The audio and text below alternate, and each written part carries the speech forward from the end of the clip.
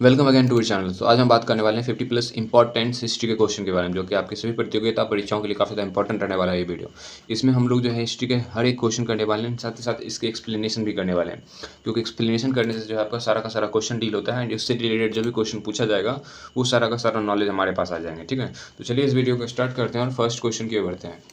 First question आपका, सिंधु घाटी सभ्यता का सबसे बड़ा नगर कौन सा है? तो उसका नाम क्या आपका मोहनजोदड़ो। ठीक है, तो मोहनजोदड़ो सिंधु सभ्यता का सबसे बड़ा और विकसित नगर था और इसे मृतकों का टीला भी कहते थे। अगला क्वेश्चन आपका, वेदों में सबसे प्राचीन वेद कौन सा है? तो वेदों में सबसे प्राचीन वेद आपका कौन सा? आपका ऋग्वेद। और ऋग्वेद सबसे प्राचीन ग्रंथ है जिसमें 10 मंडल और 1028 सूक्त थे। ठीक है, अगला क्वेश्चन आपका, गौतम बुद्ध को ज्ञान की प्राप्ति कहाँ हुई थी? तो गौतम बुद्ध को ज्ञान की प्राप्ति जो है बोधगया यानी बिहार में हुई थी। और बोधगया में कहाँ? आपका बौद्धि वृक्ष के नीचे बुद्ध को 35 वर्ष की आयु में ज्ञान की प्राप्ति हुई थी। अगला क्वेश्चन आपका, महावीर स्वामी जैन धर्म के कौन से तीर्थकार थे? तो महावीर स्वामी जो है जैन धर्म के कौन से तीर्थकार थे? आपका 24वें तीर्थकार थे। और महावीर स्वामी का जन्म जो है कुंडग्राम में हुआ है, जो कि आपके वैशाली में पड़ता है। ठीक है, अगला क्वेश्चन आपका, मौर्य साम्राज्य का संस्थापक कौन था? तो मौर्य साम्राज्य का संस्थापक कौन है? आपका चंद्रगुप्त मौर्य। ठीक है, तो चंद्रगुप्त मौर्य ने 322 ईसा पूर्व में मौर्य साम्राज्य की स्थापना की। उनके गुरु का नाम क्या है? आपका चाणक्य। ठीक है, अगला क्वेश्चन की बढ़ते हैं। अगला क्वेश्चन आपका, अशोक ने कलिंग युद्ध कब लड़ा था? तो अशोक ने कलिंग युद्ध कब लड़ा? आपका 261 ईसा पूर्व में। कब लड़ा? आपका 261 ईसा पूर्व में। इस युद्ध के बाद जो है अशोक ने बौद्ध धर्म अपनाया और अहिंसा का मार्ग अपनाया था। ठीक है, बौद्ध धर्म अपनाया और अहिंसा का मार्ग अपनाया, यानी कि इसमें इसी युद्ध के बाद जो है आपके अशोक का जो है हृदय परिवर्तन हुआ था। ठीक है, तो कलिंग युद्ध कब हुआ था? आपका 261 ईसा पूर्व में। अगला क्वेश्चन आपका, नालंदा विश्वविद्यालय की स्थापना किसने की थी? नालंदा विश्वविद्यालय की स्थापना किसने की? आपका कुमारगुप्त प्रथम ने। ठीक है, कुमारगुप्त प्रथम ने।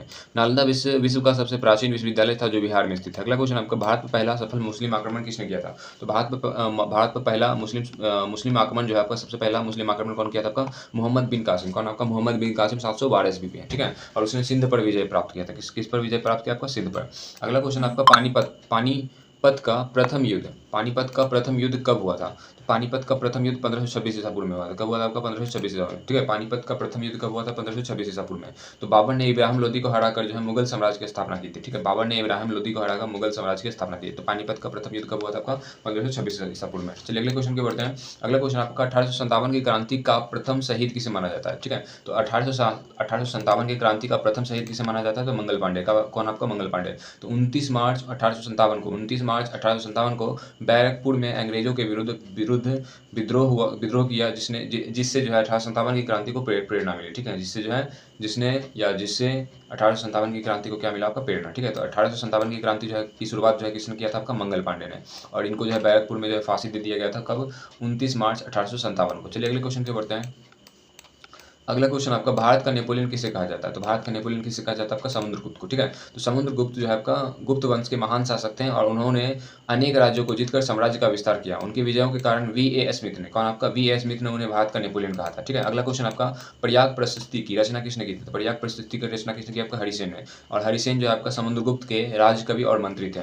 और प्रयाग प्रशस्ति यानी इलाहाबाद स्तंभ लेख से समुद्रगुप्त की विजय और प्रशासनों की जानकारी मिलती है। अगला क्वेश्चन आपका, विक्रमशिला विश्वविद्यालय की स्थापना किसने की थी? विक्रमशिला विश्वविद्यालय की स्थापना किसने की? आपका धर्मपाल। ठीक है, धर्मपाल। यहाँ आपका जो है थोड़ा टाइपिंग मिस्टेक है, लेकिन आपका धर्मपाल लिखा हुआ है। ठीक है, विक्रमशिला विश्वविद्यालय की स्थापना किसने की थी? आपका धर्मपाल है। तो पाल वंश के राजा धर्मपाल ने बिहार के भागलपुर के निकट विक्रमशिला विश्वविद्यालय की स्थापना की और यह बौद्ध शिक्षा का प्रमुख केंद्र था। ठीक है, अगला क्वेश्चन क्या बढ़ता है? अगला क्वेश्चन आपका, हेवेन। ठीक है, तो हौ से वेन होता है, हौ से हर्षवर्धन होता है। ठीक है, तो हेवेन भारत किस शासक के समय आया था? तो हेवेन भारत जो है किस शासक के समय आया था? आपका हर्षवर्धन के समय।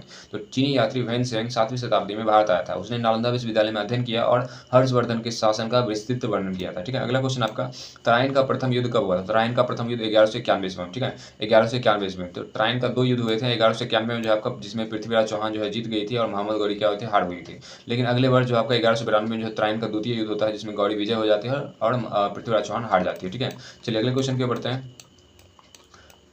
अगला क्वेश्चन आपका, दिल्ली सल्तनत का पहला शासक कौन था? दिल्ली सल्तनत का पहला शासक कौन? आपका कुतुबुद्दीन ऐबक। कौन? आपका कुतुबुद्दीन ऐबक। तो 1206 ईस्वी में गुलाम वंश की स्थापना जो है कुतुबुद्दीन ऐबक ने की है और इसे लाख बख्श भी कहा जाता है। क्यों? क्योंकि लाखों का दान देता था। ठीक है, अगला क्वेश्चन आपका, अकबर ने दीन ए इलाही धर्म की स्थापना कब की?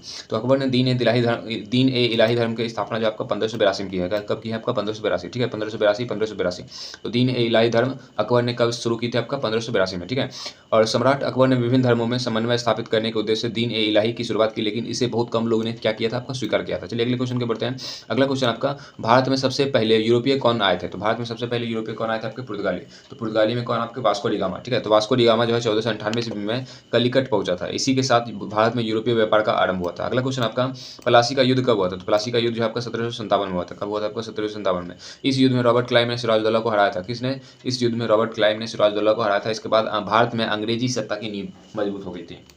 अगले क्वेश्चन के बढ़ते हैं। अगला क्वेश्चन आपका, भारत छोड़ो आंदोलन कब शुरू हुआ था? ठीक है, भारत छोड़ो आंदोलन जो आपका 8 अगस्त 1942 को शुरू हुआ था। ठीक है, भारत छोड़ो आंदोलन कब शुरू हुआ था? आपका 8 अगस्त 1942 को। भारत छोड़ो आंदोलन कब शुरू हुआ? आपका 8 अगस्त 1942 को। तो महात्मा गांधी ने जो है करो या मरो का नारा दिया था। यह आंदोलन भारत की स्वतंत्रता की दिशा में निर्णायक साबित हुई थी। चलिए अगले क्वेश्चन के बढ़ते हैं। अगला क्वेश्चन आपका, बक्सर का युद्ध कब हुआ था? तो बक्सर का युद्ध आपका 1764 ईस्वी में हुआ था। कब हुआ था? आपका 1764 में। बक्सर का युद्ध कब हुआ था? आपका 1764 ईस्वी में। यह युद्ध अंग्रेज और मीर कासिम, सिराजुद्दौला और शाह आलम द्वितीय की संयुक्त सेना के बीच हुआ था और अंग्रेजों की जीत के बाद बंगाल, बिहार और उड़ीसा पर उनका नियंत्रण और मजबूत हो गया था। ठीक है, यानी मजबूती हो गया था। अगला क्वेश्चन आपका, स्थायी बंदोबस्त किसने लागू किया था? तो स्थायी बंदोबस्त जो आपका किसने लागू किया? आपका लॉर्ड कॉर्नवालिस। कौन? आपका लॉर्ड कॉर्नवालिस 1793 ईस्वी में। इस व्यवस्था में जमींदारों को भूमि का स्वामी माना गया और उनसे निश्चित भूमि कर वसूला गया। यह व्यवस्था सबसे पहले बंगाल और बिहार में लागू किया गया था। ठीक है, तो स्थायी बंदोबस्त जो आपका किसने लागू किया? आपका लॉर्ड कॉर्नवालिस। कब? आपका 1793 ईस्वी में। सहायक संधि का प्रवर्तक कौन था? यानी सहायक संधि जो है किसने लाया था? तो लॉर्ड कॉर्नवालिस। ठीक है, लॉर्ड कॉर्नवालिस। ठीक है, तो लॉर्ड कॉर्नवालिस यानी लॉर्ड कॉर्नवालिस। तो इस नीति के तहत जो है भारतीय राज्य को अंग्रेजी सेना रखनी पड़ती तथा उसका खर्च भी देना पड़ता था। इससे अंग्रेजों का प्रभाव तेजी से बढ़ा था। अगला क्वेश्चन आपका, लैप्स का सिद्धांत यानी डॉक्ट्राइन ऑफ लैप्स। ठीक है, किसने लागू किया था? तो आपका लॉर्ड डलहौजी। यदि किसी राजा का कोई सगा उत्तराधिकारी नहीं होता है तो उसके राज्य अंग्रेज अपने अधीन कर लेते हैं। इसी नीति से झांसी सहित कई राज्यों का विलय किया गया। ठीक है, तो इस नीति को हम क्या कहते हैं? लैप्स का सिद्धांत, जो कि किसने लाया था? आपका लॉर्ड डलहौजी ने। चलिए अगले क्वेश्चन के बढ़ते हैं। अगला क्वेश्चन आपका, भारतीय राष्ट्रीय कांग्रेस की स्थापना कब हुई थी? तो भारतीय राष्ट्रीय कांग्रेस की स्थापना जो है 1885 में हुई थी। कब हुई थी? आपका 1885 में। तो भारतीय राष्ट्रीय कांग्रेस की स्थापना A.O. ह्यूम की पहल पर हुई थी और पहला अधिवेशन मुंबई में हुआ था, जिसकी अध्यक्षता W.C. बनर्जी ने की थी। चलिए अगले क्वेश्चन के बढ़ते हैं। तो अगला क्वेश्चन आपका, बंग भंग कब हुआ था? ठीक है, तो बंग भंग जो आपका बंग भंग यानी बंगाल विभाजन जो आपका 1905 में हुआ था। कब हुआ था? आपका 1905 में। तो लॉर्ड कर्जन, ठीक है, लॉर्ड कर्जन ने बंगाल का विभाजन किया। कर्जन लिखा हुआ है, तो लॉर्ड कर्जन ने बंगाल का विभाजन किया। इसके विरोध में जो है आपके स्वदेशी आंदोलन शुरू हुआ, जिसने राष्ट्रीय आंदोलन को नई दिशा दी थी। किसने क्या किया? आपका लॉर्ड कर्जन के समय जो आपका बंग भंग आंदोलन हुआ था 1905 में। अगला क्वेश्चन आपका, मुस्लिम लीग की स्थापना कब हुई थी? मुस्लिम लीग की स्थापना आपका 1906 में हुई थी। कब हुई थी? आपका 1906 में। ठीक है, मुस्लिम लीग की स्थापना कब हुई थी? आपका 1906 में। मुस्लिम लीग की स्थापना कहाँ हुई थी? तो ढाका में हुई थी। इसका उद्देश्य क्या था?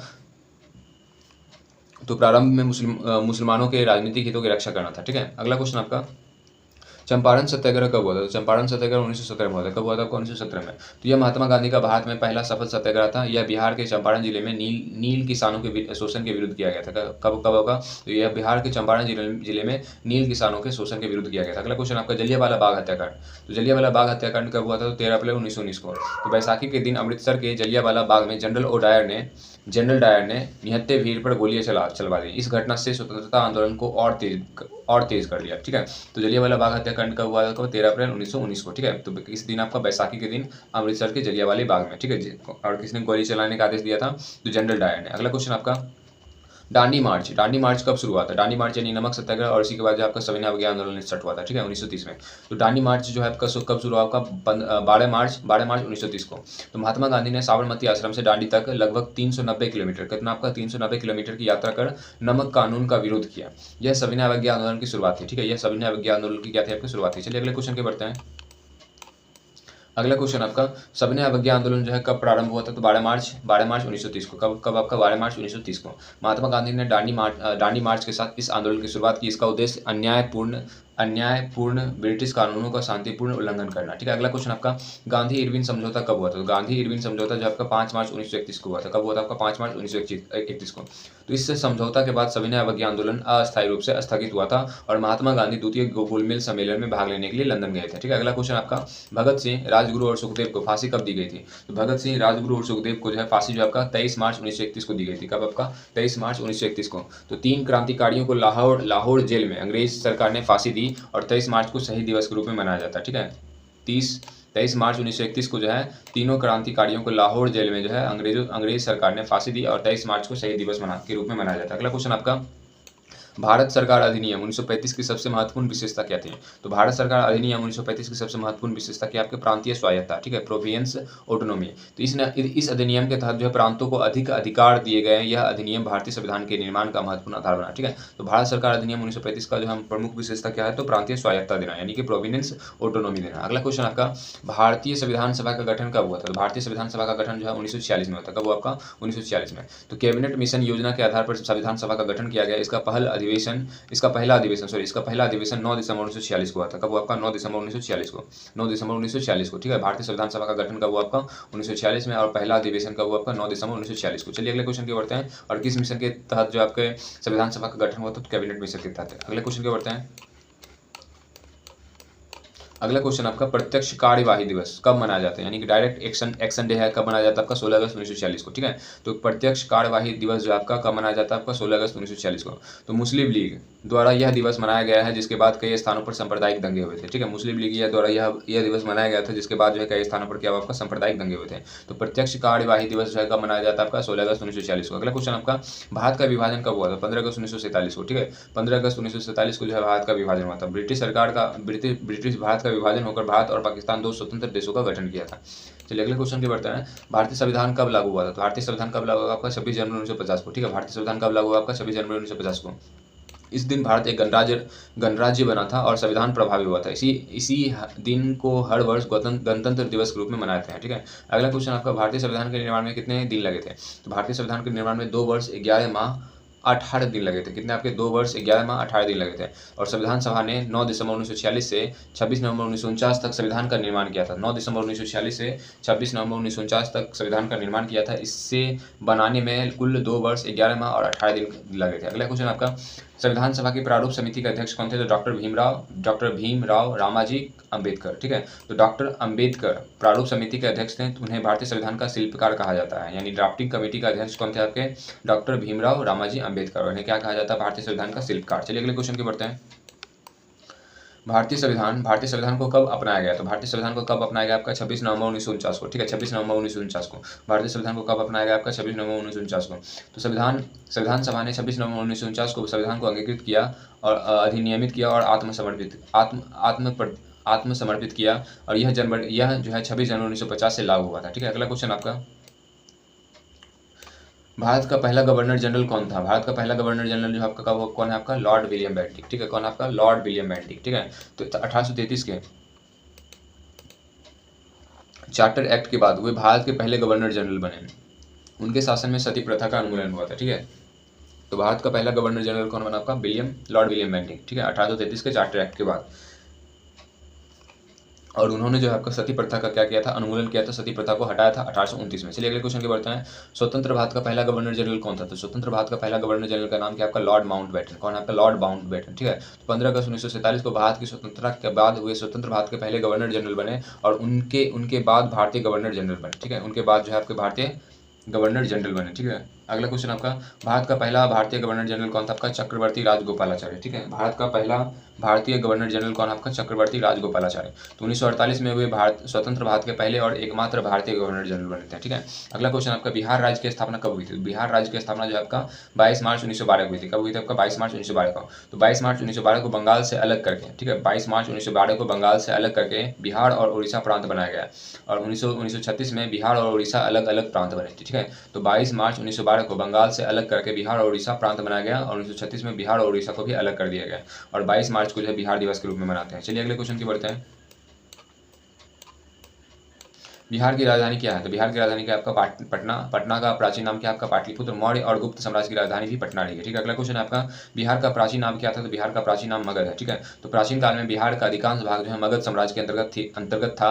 और यहीं से मौर्य और गुप्त जैसे साम्राज्यों का उदय हुआ था। अगला क्वेश्चन आपका, बिहार में भगवान बुद्ध को ज्ञान कहाँ प्राप्त हुआ था? बिहार में भगवान बुद्ध को ज्ञान कहाँ प्राप्त हुआ आपका? बोधगया में, ठीक है। अगला क्वेश्चन आपका, अब यहाँ पर बोधि वृक्ष के नीचे जो है सिद्धार्थ गौतम को ज्ञान प्राप्त हुआ था, जिसके बाद वो बुद्ध कहलाए थे। बोध गया विश्व प्रसिद्ध बौद्ध तीर्थ है, ठीक है। अगला क्वेश्चन आपका, प्रथम बौद्ध संगीति कहाँ आयोजित हुआ था? प्रथम बौद्ध संगीति जो आपका राजगीर यानी राजगीर में आयोजित हुआ था, बिहार में, ठीक है। तो गौतम बुद्ध के महापरिनिर्वाण के बाद पहली बौद्ध संगीति जो है राजगीर के सप्तवर्णी गुफा में अजातशत्रु के संरक्षण में आयोजित हुआ था। अगला क्वेश्चन आपका नालंदा विश्वविद्यालय, यानी कि अगला और लास्ट क्वेश्चन आपका 50 नंबर, नालंदा विश्वविद्यालय किस शहर में स्थित है? नालंदा विश्वविद्यालय जो आपका किस राज्य में स्थित है? आपके बिहार में, ठीक है। तो नालंदा विश्वविद्यालय बिहार विश्व के सबसे प्राचीन आवासीय विश्वविद्यालय में से एक है, और यह देश विदेश के और यहाँ देश विदेश के हजारों विद्यार्थी अध्ययन करने आते थे। तो ये आपका टॉप 50 जो है आपके बिहार के, यानी कि बिहार दरोगा के जो आपके जो है इंपॉर्टेंट इतिहास के प्रश्न 50 क्वेश्चंस। तो आई होप आपको ये वीडियो अच्छा लगा होगा। अगर ये वीडियो अच्छा लगा होगा तो हमारे चैनल को सब्सक्राइब करिए और वीडियो को लाइक करिए, एंड मिलते हैं नेक्स्ट वीडियो में। धन्यवाद।